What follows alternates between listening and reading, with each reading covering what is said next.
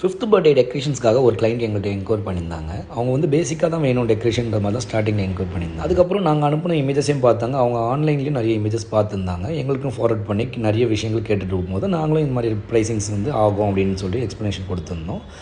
சிம்பிளாக பேசிக்காக balloon decoration பண்ணுறதுக்கும் தீம் டெக்கரேஷனுக்கும் பெரிய டிஃப்ரென்ஸ் காஸ்ட் வரல அப்படின்றத அவங்க புரிஞ்சுக்கிட்டு எங்கள்கிட்ட மொத்தமாக தீம் டெக்கரேஷன் மாதிரியே ஆர்டரும் கொடுத்துட்டாங்க. இன்றைக்கி டெக்கரேஷன்ஸ், சேர், டேபிள்ஸ் இது எல்லாமே கேட்டிருந்தாங்க. மேடவாக்கம் பக்கத்தில் நவீன்ஸ்ன்ற அப்பார்ட்மெண்ட்டில் தான் டெக்கரேஷன்ஸ்க்காக வந்திருக்கும்.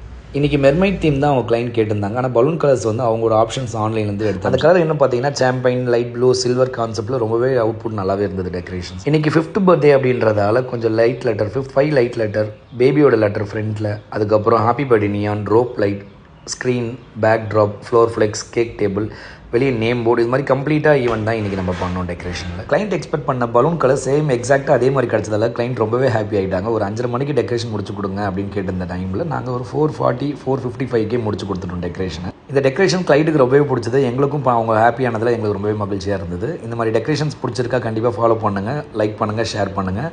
பர்த்டே டெக்கரேஷன் தேடிட்டு இருக்க உங்கள் ஃப்ரெண்ட்ஸ் அண்ட் ஃபேமிலிக்கு இந்த வீடியோ மறக்காமல் ஷேர் பண்ணுங்கள். Thank you so much.